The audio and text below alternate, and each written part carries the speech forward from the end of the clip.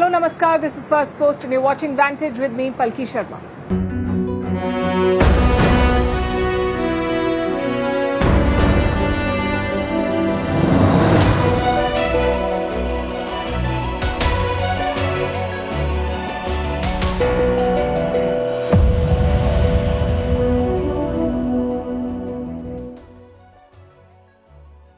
Is India arming Ukraine in its war against Russia? A new report says Ukrainian forces are using ammunition from India. New Delhi has dismissed these claims as misleading.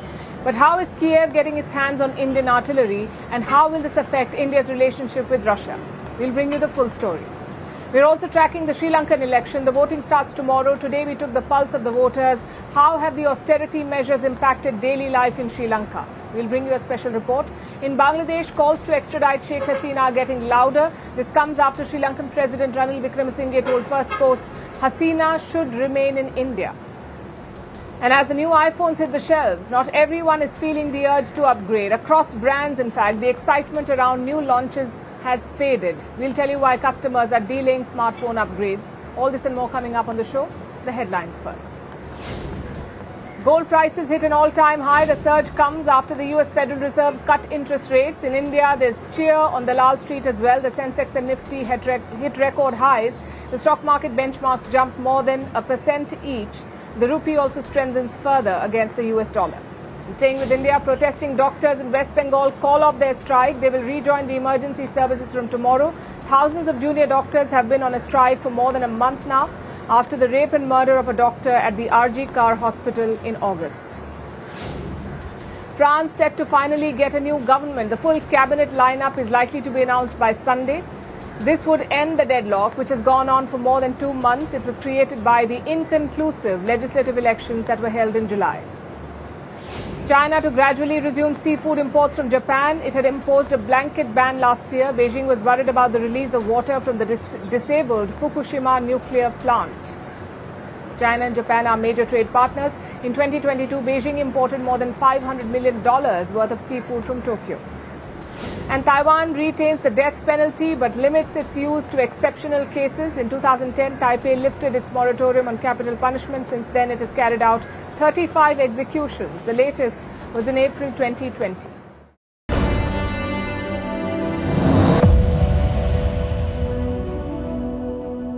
We begin tonight with the war in Ukraine. It has thrown up a new challenge for India. A new report has caused a stir.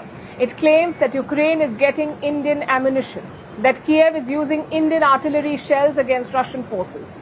News agency Reuters has reported this story. It says India armed Ukraine against Russia, but India denies it. It says it did not supply ammunition to Ukraine. Then how did Kiev get these shells? Apparently they went by Europe, and this wasn't a one-off supply. There were multiple such transfers. They've been happening for more than 2 years. And what's the value of these transfers? More than $135 million. They happened between February 2022 and July 2024. Now, in the larger scheme of things, these transfers are not such a big deal. They amount to less than 1% of the arms imported by Ukraine since the war began. So it's not so much about the volume of supply, it's more about the supplier. The fact that Indian ammunition is being used against Russia. That's what makes it significant. So how did it happen? How did the Europeans go about this? Are they acting as middlemen for Kiev? Are they buying supplies from India and reselling them to Ukraine, or are they donating from their stockpiles? Well, this is where the story starts getting murky. The specifics are hazy. This report names 4 countries: Italy, the Czech Republic, Spain and Slovenia. Now, they have been helping Ukraine with war supplies, mostly with munitions. And what kind of business are they doing with Indian manufacturers? Again, we don't know the full story of these purchases, but in at least one instance, they procured empty shells, meaning these shells did not have any explosives inside them. They were empty. These shells were ordered by a Rome-based company. That's what Reuters says in its report. And it raises several unanswered questions. Like, what kind of supplies is Europe buying? Are these finished shells? Or are they simply procuring raw materials to make ammunition for Ukraine? Like I said, India has rejected this report. New Delhi says it did not sell any ammo to Ukraine directly. It released a statement yesterday calling the Reuters report, and I'm quoting, speculative, inaccurate and mischievous. We are yet to hear from Ukraine. And what about Russia? Apparently, Moscow is not happy and has raised this with India. This issue is said to have come up at least twice. It was discussed by the foreign ministers of both sides, India and Russia. We're talking about Sergei Lavrov and S. Jaishankar. They're said to have spoken about this on 2 separate occasions in July this year. You see, Russia is India's biggest arms supplier, and India benefits from cheap Russian oil supplies. The war in Ukraine has tested this relationship. Moscow has delayed multiple defense deliveries, including India's order of the S-400 missile defense system. This deal was signed way back in 2018, the S-400 missile defense system. India purchased 5 squadrons in all.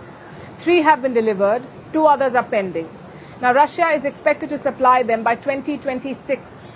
Deliveries of spare parts have also been running late. And Prime Minister Modi brought this up with President Vladimir Putin during his visit to Moscow earlier this year.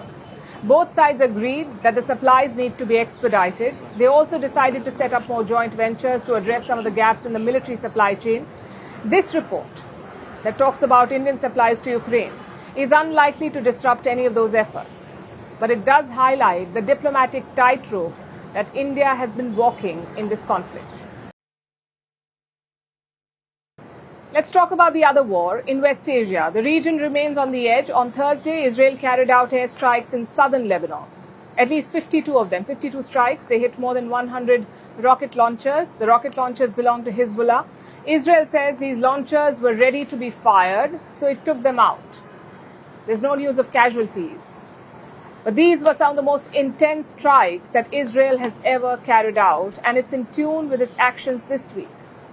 On Tuesday, thousands of pagers exploded across Lebanon. 12 people were killed in the pager attacks. More than 3,000 were injured. The country was mourning its dead when there was another wave of attacks. This one targeted walkie-talkies. It killed 20 people. 450 others were injured.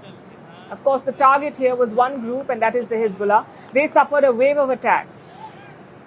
How do they plan to respond? Well, the Hezbollah claims it is hitting back. On Thursday, the group carried out 17 attacks. They hit military sites in Israel. There is no doubt that the aggression that occurred was a major one. And as I said before, unprecedented. And it will be met with a just punishment from where they can expect and far from their expectations. War crimes or a declaration of war. You can call it anything, and it deserves those words. You heard him. Hassan Nasrallah calls this a declaration of war. It's not clear what this war will entail. Nasrallah did not share details, but their posture appears defensive. Look at Nasrallah's speech, for example. It was a TV address. The Hezbollah leader has not given a speech in person since 2006. He only gives televised speeches. Usually they're live broadcasts, but not this one. Because 20 minutes into his speech, Beirut witnessed another attack. It was Israeli jets. They flew close to the capital, close enough to break the sound barrier. It led to a wave of sonic booms. Windows and houses were shaking. The jets dropped flares and sent residents fleeing for cover. And during all of this, Nasrallah did not even flinch once, which means that the speech was most likely recorded before. And where is the Hezbollah leader? Well, no one knows. The party leadership is also missing. They usually watch these broadcasts live, but on Thursday, they were not present either. Meanwhile, the citizens of Lebanon are rattled. They're staying away from devices in the fear that any of them could explode next. It's a massacre. It's a crime, isn't it? Or it has different description. The one who did it is a criminal. Is more than a criminal. Is a monster. I have relatives and friends who were hurt a bit. You know, an event like this is significant and unprecedented, so of course, we were a bit depressed about it. All of this raises one possibility, a full-blown war between Israel and Hezbollah. And the world is certainly worried. France wants both sides to de-escalate. The UK has called for a ceasefire. The US wants them to explore a diplomatic solution. So they're all making the right noises, none of which has deterred Israel. It knew the risks, but it carried out the operations nonetheless. And this is their justification, the northern border, the one that Israel shares with Lebanon. Since the Hamas attack on October 7th, Israel and Hezbollah have traded fire almost daily, and that has made this northern border dangerous. So the residents here had to be moved. Now Israel wants them to return home. And the only way to do it is to weaken Hezbollah and secure this border.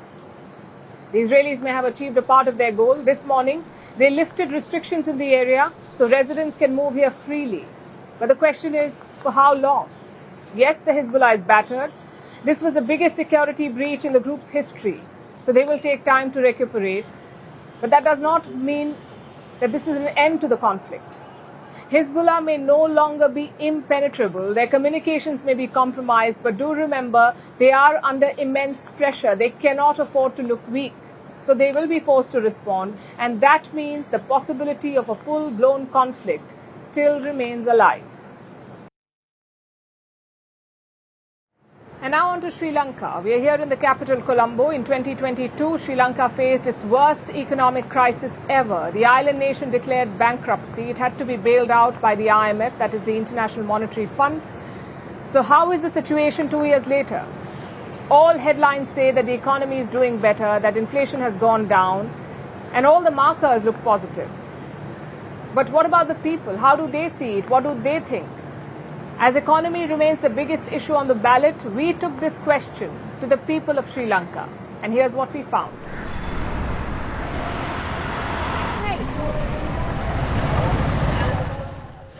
Yesterday we interviewed Ranil Wickremesinghe, the president of Sri Lanka, and we asked him a simple question. Do you think that maybe the bitter pill was too bitter? I don't think the bitter pill was too bitter. We had to take a pill at some time and someone had to take a decision. You heard him. But we had to find out for ourselves, which is why we've come here to Colombo's biggest market. It's called Peta. And this market is basically like a maze. You have hundreds of shops. It dates back to the 17th century when shops began coming up around the Dutch fort nearby.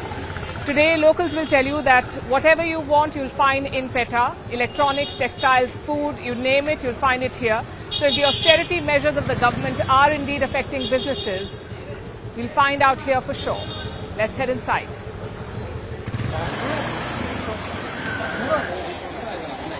In one word, Peta is packed. It's chaotic and overwhelming.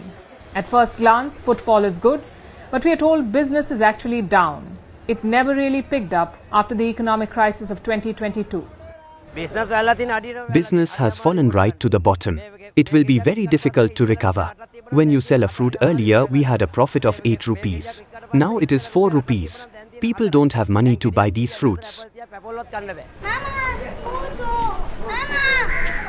With the economic crisis, we have not picked up anymore because the cost factor has gone 3 times more. And since then, still we have not increased our cost of the product, selling price. We are just holding it as it, expecting with some kind of price reduction. I mean, the states will come for the milk products and the electricity. So we are trying to cover our cost and profit on that. To be clear, inflation isn't the issue. It's down from nearly 70% in 2022 to around 5% this year. Even growth is positive. Sri Lanka's GDP expanded by 4.7% in the last quarter. The problem is income. Around 11% of Sri Lanka was poor in 2019. That number is now 26%. Taxes are also an issue. Sri Lanka imposes a common value-added tax on all goods and services. It was 8% in 2021. It was hiked to 18% at the start of this year. More VAT equals more expensive goods. This was all done at the behest of the IMF, the International Monetary Fund. In 2023, President Wickremesinghe secured a bailout deal worth $2.9 billion, the 17th in Sri Lanka's history. Now, the IMF has bailed out many countries in trouble, but they usually exact a heavy toll. Steep cuts in public spending, rollback of subsidies, multiple tax hikes. That's usually the IMF playbook. And that's what we call the bitter pill. High taxes and low spending on public services. It's the perfect austerity measure, but it's also the perfect way to drive people away from your country. And that's what's happening in Sri Lanka, especially in the health sector. 10% of the country's healthcare professionals have left the country, including 1,700 doctors. Needless to say, this is taking a toll on medical services across the country. Right now, we are at the country's biggest hospital, Colombo National Hospital, the biggest public medical facility in Sri Lanka, which has managed to keep its doors open thanks to foreign grants. But that cannot be said for a lot of facilities in rural Sri Lanka, where 40 hospitals have shut down and more than 100 are on the brink of shutting down. Medicines proved to be a bigger problem. Poor Sri Lankans used government welfare funds to procure drugs. But those payments stopped last year and many households were rendered helpless. Here in Colombo Slave Island is one such household, retired accountant Milton Pereira and his wife Pushpalata. Pereira suffered from chronic asthma, but he was looking forward to the elections. He wanted to vent his anger at the ruling class. But on Saturday, only his wife will queue up to vote. Once the welfare payments stopped, the Pereiras could no longer afford medicines. Months after the cut, Milton Pereira passed away. I needed to have money to buy his medicine. I had to make do for everything with just 1,500 rupees. He was not employed. He couldn't do any work because he was not well. Occasionally, we were given free inhalers from a government hospital, but there were times we had to buy it from outside, but we couldn't get it most of the time because we had no money. You will find many such stories in Sri Lanka, of the bitter pill becoming a fatal one. Frankly, it's a bit confusing. So many of Sri Lanka's macroeconomic indicators look impressive, like GDP growth and inflation, yet on the ground, the pain persists. It's the story of two economic realities. A key part of austerity measures is cutting energy subsidies, and this is typically an IMF demand. Wherever they give loans or bailouts, they ask for energy subsidies to be cut. The idea is to increase revenue collection and to plug the so-called leakages. But what it also does, what phasing out energy subsidies does, is it increases electricity bills. Here in Sri Lanka, we saw 3 raises in the last 1 year. 3 times the bills were hiked. The biggest hike was more than 70%. As a result, more than 1 million homes were cut off from the power grid. They did not have the money to pay these new bills, so they were plunged into darkness. Here in Slave Island, residents are clearly feeling the pinch. This area is home to many slums and low-income households. A lot of them have been cut off from the power grid. The rest cannot afford the high tariffs. The locals say their bills have tripled in 3 years. Everything is expensive across Sri Lanka. 3 years ago, our electricity bill used to be 2,000 Sri Lankan rupees. Now, it's more than 8,000 Sri Lankan rupees. We have the same appliances as then, a few ceiling fans and bulbs, but the bill has increased. Electricity bills were hiked by 75% in August 2022, by 66% in February last year, and by 18% in July. This doesn't just affect households, it also affects businesses. In 2023, around 250,000 factories were shut down. High power bills were a major reason. Sri Lankans pay some of the highest energy bills in South Asia, around 3 times higher than their neighbours. But here's the strange part. The state-owned power supplier is running profits. The CEB, or the Ceylon Electricity Board. They made almost $200 million in profits last year. Yet 1 million were cut off from the grid. It may sound strange, but this is how austerity works. State-owned firms are bulked up for privatization. The eventual plan is to sell off the CEB, and for that it must make profits. All of this makes one thing clear. Austerity measures have been very tough. It has taken lives and livelihoods. But the question is, could it have been avoided? Not completely. The Rajapaksas left the economy in a very bad state. You needed a tough taskmaster to set things right. Wickremesinghe has largely done that. Yet, valid questions remain. Could the rich have shouldered more of the burden? Could the bitter pill have been spaced out? And could the IMF have given a better deal? In hindsight, maybe. But Wickremesinghe is confident that the people will see the bigger picture, that after short-term pain comes long-term gain. Maybe it will, but the political elite who plunged this country into chaos are still living the large life, while the poor are rebuilding it, and that is the real bitter pill. Tea is synonymous with Sri Lanka. It is the backbone of the country's economy. It employs nearly 1 million voters. But the tea growers are unhappy. They get paid very little, often less than the minimum monthly wage. And this time they have a lot of demands. They want more wages, they want better working conditions, they want better housing. All three frontrunners in this election, in the presidential election, have made lofty promises. But who will sway the tea pickers of Sri Lanka? Our next report tells you.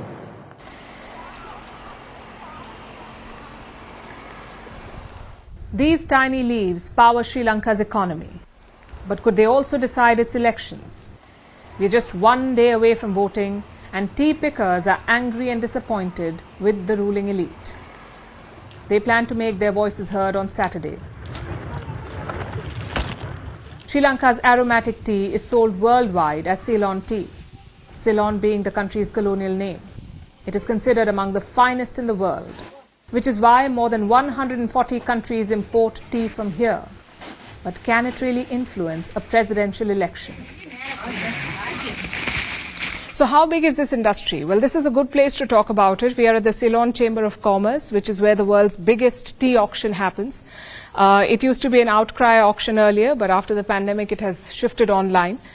Once tea is harvested, licensed buyers, licensed bidders come into play, and they test the tea for quality and type and grade, and then these licensed buyers bid for various quantities of tea, and the highest bidder at the auction gets it. That's how a typical auction works. This is where it happens. Today this hall is empty, but on Tuesday and Wednesday every week is when the auction happens, and they sell 6.5 million kilos of tea every week, except for Christmas and New Year. This market is open throughout the year. Here in Colombo, tea has a good rep. It is, after all, Sri Lanka's biggest export. Tea brings in more than $1.3 billion in export revenue, absolute gold dust for a bankrupt country. But the world of tea production is very different from these billion-dollar auctions and cafes. It happens far away from Colombo in the Sri Lankan highlands. It's a world of persecution and hardships. This is Hattan, a tea plantation 4 hours east of Colombo. The pickers are busy at work today, their nimble hands plucking away the tiny leaves and depositing them into baskets. It's back-breaking work for little pay. A tea picker is paid for 20 days of work. In this time, they must pluck 20 kilograms of tea leaves. If they do, they get $66, which is actually below the minimum wage in Sri Lanka. There are more than 700,000 tea pickers in this country, most of them Tamils. But their issues are different from mainstream Tamils. Housing is a major one. Most tea pickers live in these tiny line houses. Big families are often cramped into single rooms. Jasmina lives in one such line house. My husband and my son work and provide us with food. There are 10 people living in this room. I cannot work because of an illness. Therefore, I stay at home. Tea pickers are among the lowest paid in Sri Lanka. Their conditions have been compared to modern slavery. Politicians have promised them a lot, but post-elections, that's all they remain. I am in this area where there are over 100 families living and we have no help. Politicians come here promising this and that, but they are not helping us in any way. We don't have drinking water. There are no toilets. In one room, there are 2 or 3 families. We live with great difficulty. This time, the tea pickers are ganging up. They plan to use their only remaining strength, that of voting numbers. These voters are demanding very basic things from their leaders: a wage hike, better housing, and land rights. Most of them support the CWC, the Ceylon Workers' Congress, a party that has historically represented Sri Lankan Tamils. The CWC, in turn, is supporting President Ranil Wickremesinghe. He has promised landholding rights for tea pickers and also helped to build better homes. Wickramasinghe also tried to hike wages for these workers by almost 70% in July this year. But the order had to be revoked. Apparently, the employers did not have the money to pay them. Some tea pickers are also moving close to Anura Kumara Dissanayake. Perhaps his Marxist policies attract them. But either way, one thing is clear, Sri Lanka is taking its tea pickers for granted. Exporters and brokers are making millions from this trade, while the hard-working tea pickers live in poverty. Will they use this election to say enough is enough? And if they do, will it change anything? History has taught these pickers to not hope for much. Yesterday, we had an exclusive interview with the President of Sri Lanka, Ranil Wickramasinghe, and we asked him a number of questions about both Sri Lanka and the entire neighbourhood, including Bangladesh. Last month, Bangladesh overthrew its long-serving Prime Minister Sheikh Hasina. After weeks of protest, she was forced to resign and then flee the country. Sheikh Hasina landed in India, where she has been for the last few weeks. We spoke to the Sri Lankan President about this, seeing as his country faced a similar situation in 2022. Their former president, Gotabaya Rajapaksa, was also forced to flee, and Wickramasinghe came to power in the aftermath. So we asked him about his views on Bangladesh, about what Dhaka should focus on, and about the growing calls for India to extradite Sheikh Hasina. Here's what he said. These are what you call political issues, and it has to be decided in such a manner. Many leaders leave their countries, go abroad, and they remain abroad. So that's really a political matter. I think what I have to give priority is to Bangladesh becoming stable. And if Sheikh Hasina is out of the country, let her be out of the country. Well, that was the Sri Lankan president's take on the matter. He said that the priority should be stability in Bangladesh and that Sheikh Hasina should be allowed to stay out of the country. That was Wickramasinghe's opinion. But Dhaka has other plans. Ever since Sheikh Hasina fled, there's only one thing that the new people in charge are talking about, and that is extradition. Earlier this month, it was the new chief advisor, Mohammed Yunus. Yunus said that Sheikh Hasina should stay silent until Bangladesh seeks her extradition. Then you have her political opposition, the Bangladesh Nationalist Party or BNP. They have been baying for blood for a while now, and they sense that it's their chance to strike. Then you have the student leaders, the courts, and yesterday it was the law advisor, Asif Nazrul. He said, and I quote, investigative and prosecution teams have been formed and discussions are ongoing to restructure the courts. You will see trials begin soon. Once the trial process begins, we will formally seek her extradition. Sheikh Hasina has been charged in over 150 cases. She has been charged with murder, torture and enforced disappearances, even genocide and crimes against humanity. Those charges have been filed in the country's War Crimes Tribunal, which was originally set up to prosecute war criminals from the 1971 Liberation War. That tribunal will now be going after Sheikh Hasina. The trials will begin soon. So every day there will be a new call for her extradition from every corner. Now you can see why everyone's so keen on this. There's widespread public anger in Bangladesh directed towards Sheikh Hasina, so everyone knows that they will get brownie points for demanding her extradition. It's an easy way to make political gains. Just say that you will ensure that Sheikh Hasina returns. But will that really solve all of Bangladesh's problems? Will it fix the economy? Will it improve average incomes? Bring in investments? Of course not. Sheikh Hasina's extradition will help those who seek revenge, not progress. Real progress will only come from stability, from calm and a return to normalcy. Sheikh Hasina's presence in Bangladesh won't bring calm, it will have the opposite effect. It will inflame tensions and bloodlust, lead to protests, more attacks on her supporters, maybe more attacks on the Hindu community. All this is happening right now, even though she's far away. So what happens when she's back in Dhaka? Bangladesh needs stability right now, so it needs to keep Sheikh Hasina far away. All the calls for extradition are just a distraction, a way to deflect from the real problems on the ground. Now let's turn our attention to the United States. Prime Minister Narendra Modi will be there over the weekend. The US is in the middle of an election season. Usually major announcements take a backseat during such times. But the Biden administration is not hitting the brakes on this relationship yet. They're pushing for a new and bold project. The US wants to hold a dialogue with India to focus specifically on the Indian Ocean. A top US official confirmed this yesterday. For the first time, the United States and India and others are going to hold a session on the Indian Ocean. And we're going to talk about what our mutual concerns are, how we can work together. You're absolutely right. There are a variety of reasons why, because it kind of falls between the cracks of all these commands. But the Secretary Austin, has asked Admiral Paparo to help sort of kind of fuse together our national military approach, security approach. We're going to work with them, White House, DOD, State Department. This is the new frontier, working more closely with a partner like India in the Indian Ocean. That's Kurt Campbell, one of Biden's top foreign policy hands. He made that statement before the US Congress. Reports say that the dialogue could happen this fall. Clearly, the US is taking more interest in the Indian Ocean. It has compelling reasons to do so. The region is home to about 36 countries. That's 35% of the world's population.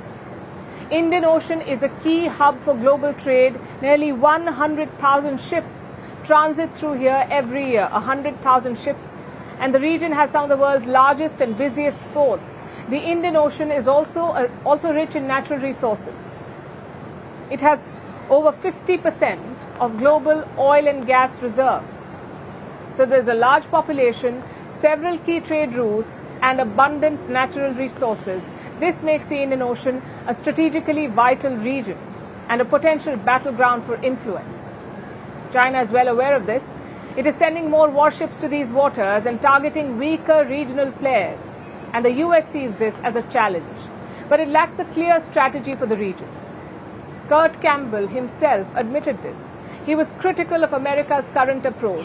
Campbell pointed out that a unified response is missing. The US wants a cohesive strategy for the Indian Ocean, but right now responsibilities are scattered across various government departments, and that is hindering America's efforts. So the US is looking to shift its approach now, and for that, it might seek India's help. This proposal could come up for discussion when Prime Minister Modi meets President Joe Biden over the weekend. The Indian Prime Minister has a packed schedule with several key engagements lined up. Our next report has the details. America is in the final stretch of the election season. Joe Biden is on his way out. In a matter of months, the White House will have a new tenant. This scenario may deter world leaders from making any diplomatic moves. But Prime Minister Modi may have a unique opportunity to achieve some breakthroughs when he meets Joe Biden over the weekend. The Indian Prime Minister will have plenty of face time with Biden. He's meeting him and other Quad leaders at a summit, as well as separately on the sidelines. From semiconductors to connectivity, health, security and climate change, the leaders will have a lot of ground to cover. But more than the tangible outcomes, the world will be closely watching the signals PM Modi sends on certain key issues, like the war in Ukraine. PM Modi is travelling to the United States after 2 significant visits to Ukraine and Russia. Speculation is growing that India may want to play a bigger role in the mediation efforts. This trip gives PM Modi the perfect opportunity to set the tone. He's meeting Joe Biden just weeks before travelling to Russia for the BRICS summit, where he'll meet Vladimir Putin once again. There's also a chance for a quick sit-down with Volodymyr Zelensky, the Ukrainian president. Both leaders will be in New York as they're attending the United Nations Summit of the Future. So a quick pull-aside is possible. Another leader seems eager to meet the Indian Prime Minister. So when India, which is a very big abuser, he happens to be coming to meet me next week, and Modi, he's fantastic, fantastic man. New Delhi hasn't confirmed the meeting, but going by diplomatic convention, the Indian Prime Minister would ideally like to meet with both Donald Trump and Kamala Harris. Separate engagements with both candidates would signal continuity in the India-US relationship despite the deep political divisions in America. There's also plenty more to look forward to during the visit. An address at the United Nations Summit, a diaspora address to thousands of Indian Americans, and a roundtable with America's top tech CEOs is also on the agenda. The Indian Prime Minister has plenty of ground to cover. Our next story is from Russia. It's about a business feud that has rocked the nation. It involves Russia's richest woman, her estranged husband, a Chechen warlord, and a deadly shootout in central Moscow. This is the sordid tale of Wildberries, Russia's answer to Amazon. Wildberries was founded in 2004 by this woman, Tatyana Bakalchuk. She reportedly founded the firm while on maternity leave with a team of just 4 people and a budget of $700. Now she's Russia's richest woman. Tatyana owned 99% of Wildberries. The remaining 1% belonged to her husband, Vladislav Bakalchuk. The family was among the richest in Russia, and things seemed to be going well. Their business was thriving, especially over the last few years. The Wuhan virus pandemic only boosted e-commerce, and then came the war in Ukraine when Western companies left Russia, so homegrown brands like Wildberries exploded. This is how Tatyana became Russia's richest woman. But she did not want to put all her eggs in one basket. So she started expanding her empire, and a few months ago, she was all set for the next move. She was about to enter the digital payment space, build an all-Russian payment system with a company called the Rus Group, which is known for outdoor advertising, things like billboards. And the deal was certainly strange because of the choice of partner, but it had the blessing of Russia's president, Vladimir Putin. So that should have been that. As part of the merger, Tatyana had to hand over a part of her fortune, about a third of it. She would become the director general of the new company, and the Rus Group head, would be the chief managing director. Those were the terms of the deal. Tatyana accepted this, but her husband did not. Her husband, Vladislav Bakalchuk, wanted to thwart this merger. But instead of going to a tribunal or the courts, he went to a unique sort of mediator, the Chechen warlord, Ramazan Kadyrov. Bakalchuk pleaded with the Chechen strongman, saying that his wife had, quote-unquote, left home and fallen in with a bad bunch. I'm not making this up.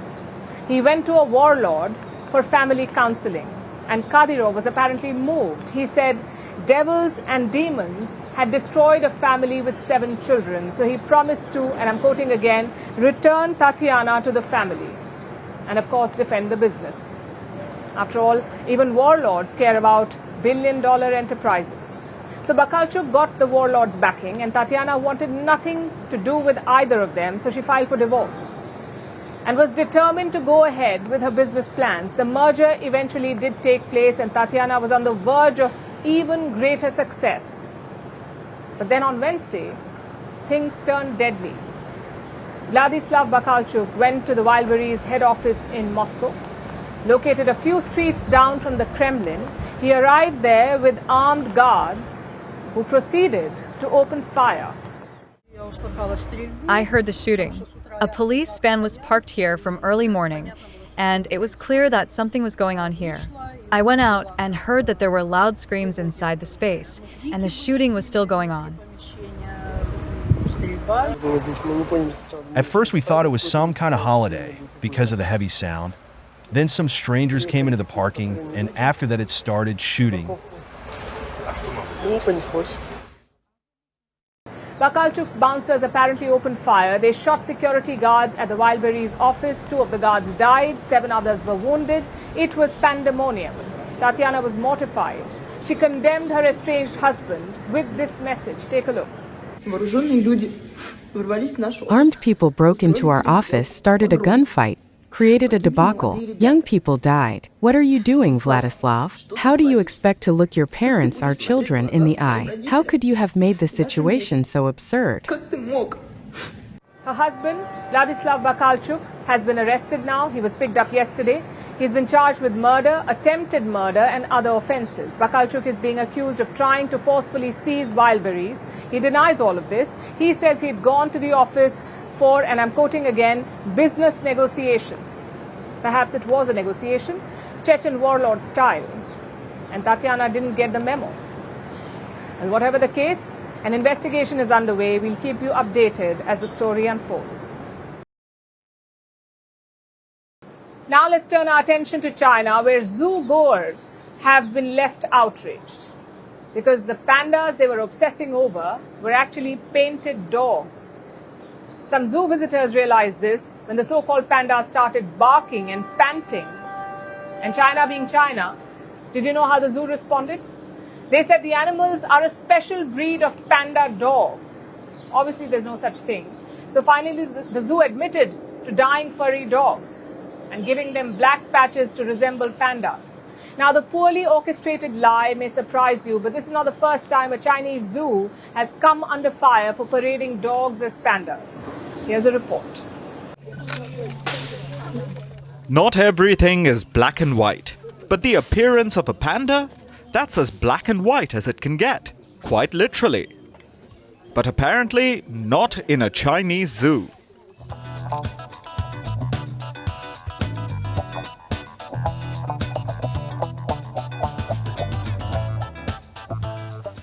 Noticed anything odd? It's obvious those animals are not pandas, which is why a zoo in China's Shanwei city in the Guangdong province is dealing with pandemonium, pardon the pun. Zoogoers are outraged. They were cooing over the so-called pandas when they made the discovery that we did. They saw that the apparent pandas were panting, yawning, and barking. For barking out loud, if that's not a tell. It wasn't long before people figured out that this could only mean one of two things. Either they had just discovered a barking panda and they were going to be rich, or the pandas were actually painted dogs. Alas, it was the second bit. The zoo was running a scam by not so subtly disguising the dogs. Though when the zoo was accused of this, at first they did not own up to the lie. They claimed that the animals were a breed of panda dogs.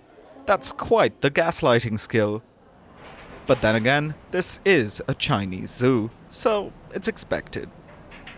Though eventually, when the outrage grew, the zoo coughed up the truth. They came clean and admitted that they dyed chow chows. That's a breed of furry spits that's popular in northern China.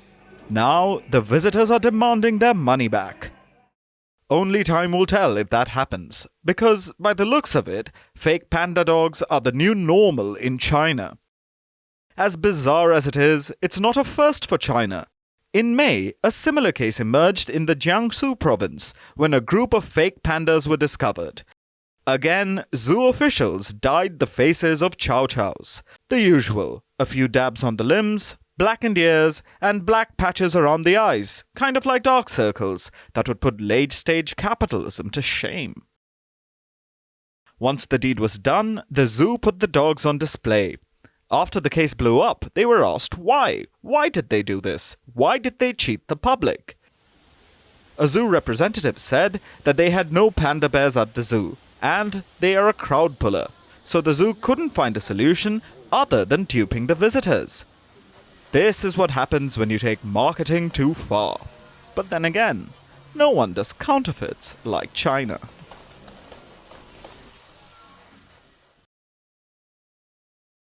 We are in the month of September, and in the world of technology, that means only one thing: a new iPhone. Apple runs like clockwork. Every September, it releases new devices, hoping to dazzle us into upgrading. Some of us are dazzled, like these Apple enthusiasts. Today, the new iPhone went on sale in India, and hundreds of people queued up, some standing in line for over 20 hours. Imagine that. All to get their hands on the iPhone 16. Now, not all of us share their enthusiasm, and the numbers show it. Since 2017, smartphone sales have gone down globally. In 2023, it hit the lowest levels in 7 years. And you can understand why. There was a time when new devices caused palpable excitement. People tuned in to watch the launch, people queued up outside stores, some still do, but most others are indifferent. Because while the new gadgets may be more powerful with arguably better features, they're not radically different from the previous model. Let's go back to the example of the new iPhone, the iPhone 16. Apple promised a revolution, but what it delivered was an improved camera, maybe some new colors. Same for Google Pixel 9. Its USP is the magic editor. It uses AI to edit photos. Then you have Samsung releasing its fold models and Huawei taking it one step further with a phone that folds 3 times. And all of this comes with lofty promises, a sleeker design, better processors, superior cameras, AI-powered assistants. But do the customers even care for these features? Do they make life easier or make for a meaningful upgrade? Or are these just fancy extras that people never really use? Look at this survey. It shows what really drives people to buy a phone. 71% say it is the battery life. 61% say its durability. 48% want a better camera. And that foldable screen, only 7% want it. It shows you what the real priorities are. People know what they want from their phone. And it's not necessarily glitzy features. Then why are companies releasing new phones like they are coveted Pokemons to catch? Because that's their business, the way they make money. You tell people that they need something. You tell them they cannot survive without it. You make it sound cool or essential. You induce FOMO and people will most likely buy it.